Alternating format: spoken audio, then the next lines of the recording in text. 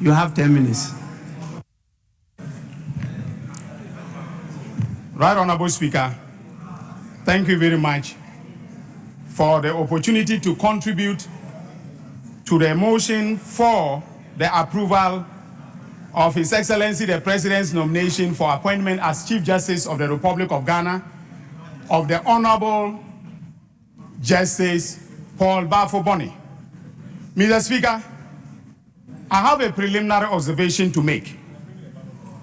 As was rightly pointed out by the Honorable Zuwaida Ibrahima, I also, the Honorable Member for Salaga South, I also sat through the entire vetting process and observed, sometimes with consternation, about the conduct that was exhibited at the vetting.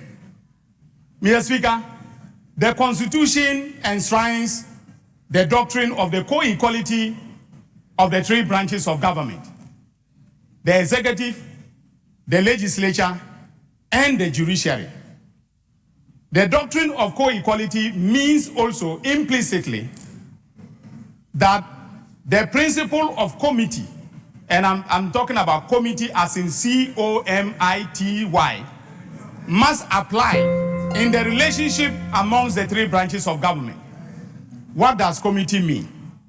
Committee, Mr. Speaker, simply means courtesy extended towards a person that you respect as a co-equal. Mr. Speaker, on that day... Honorable Member, you have 10 minutes. Yes, Mr. Speaker. Unless you want to tell me... I will speak within the 10 minutes, Honorable Member, unless you want to tell me that the apology are rendered to the judiciary because of the conduct of some members at the Appointments Committee is not sufficient. Unless that's what you want to tell me, I think that you need to move away from where you are now to another issue. I have done that already on behalf of the whole House. And I did it sitting on this same chair, presiding over this House. So please, don't overstretch that issue again. Thank you very much, Right Honorable Speaker. I thought rightly that I was adding my voice to your powerful voice about how we conduct ourselves. So I take a cue from you. Mr. Speaker, we on this side of the House, we have no doubt that the President of the Republic appointed the right person to the position of Chief Justice of the Republic. Mr. Speaker, in line with Article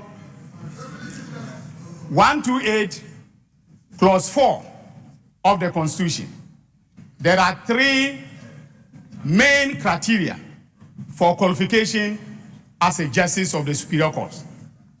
One is high moral character, proven integrity, and that the person should be not less than 15 years experience as a lawyer.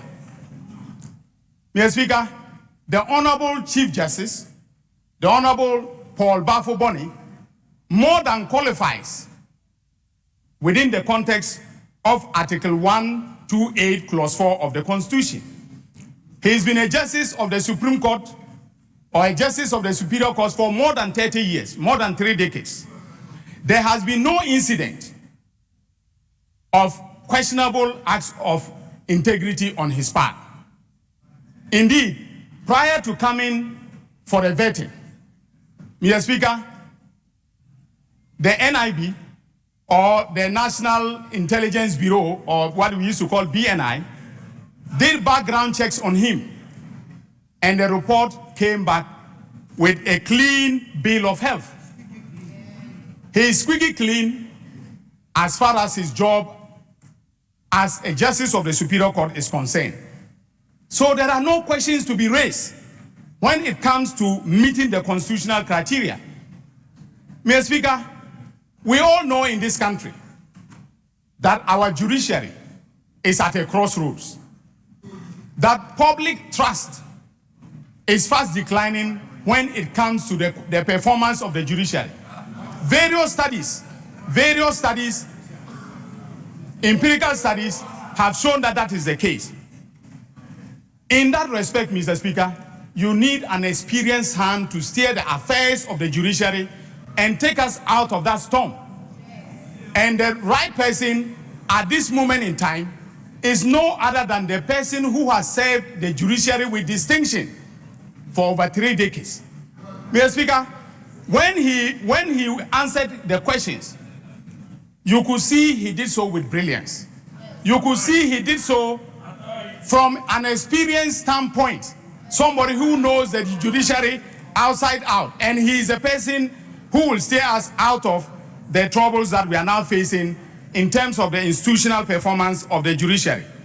Mr. Speaker, what caught my eye as the Attorney General and Minister of Justice on that day was when he was asked a question regarding how he was going to transform the judiciary. Mr. Speaker, I am sure the minority will, do well to listen to what I'm going to say. Mr. Speaker, he gave us 3 cardinal pillars on which he is going to transform the judiciary.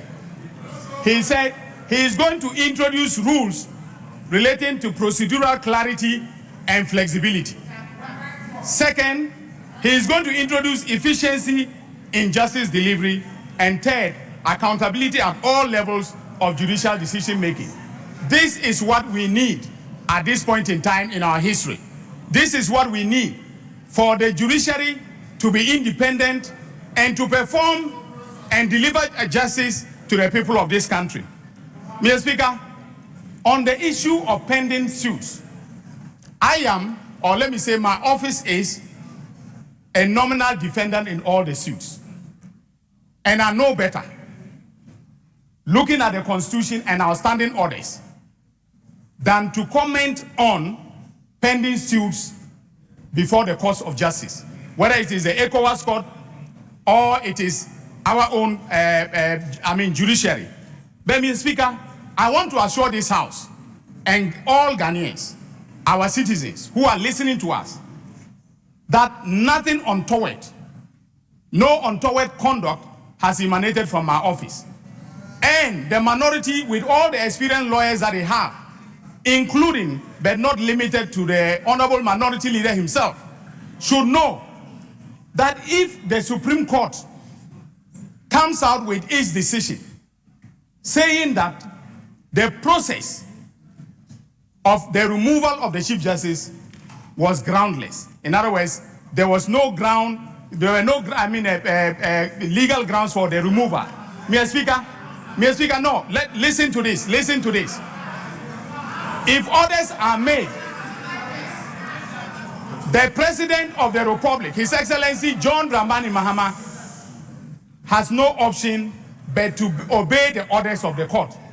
In fact, if he does not obey, the Constitution says that that is a high crime. Honorable Minister and Attorney General, this is an area that I've given a directive on. You have to move away from it and let's focus on the matter before the House. Thank you, Right Honorable Speaker. Minority Leader is on his feet, yes. Speaker, with respect, my respected colleague, the learned Attorney General, made reference to me in his submissions. To the extent that I feel misquoted, I just want to take the opportunity to correct the fact on record. He contends that the minority, with all its lawyers, including me, have misconstrued the matters at the various courts, and goes on to make further submission that should there be any ruling in favor of the plaintiff, Her Ladyship Justice Tokonu, Mr. President would obey. Mr. Speaker, the gravamen of my contention and that of my colleagues is to the effect that the learned Attorney General's office, with the time given to file defense in the suit, has failed to do so. That was the argument of bad faith we raised, that in ECOWAS court, there's a time, and if we really want to enrich our constitution and enrich democracy, that when a person appears before court, parties to the suit, however nominal, would make their views known. And Mr. Speaker, the learned Attorney General, by making inference to my submission, again says that he is merely a nominal. But as nominal as he is the only party the Constitution provides as the one to file a defense. So it was his duty to take issues, traverse the matters, and Mr. Speaker, throughout the period, he did not. And it was the reason why we argued that, look, having failed to do that on time, you've created a certain lacuna, you've created a certain situation that goes against the rights of the respected former Chief Justice. That was the contention. I was not raising any other thing, but rightly saying that if you had failed on time, especially when you were served with all the processes on time, look at the way the injunction application was speedily heard. The substantive matter was pending long before vacation, and even after legal vacation, you didn't file a defense. You later went to the court to file a process for leave for extension of time, to file your process out of time. Meanwhile, we were receiving a nomination. Meanwhile, Parliament was again bound to hear the nominee.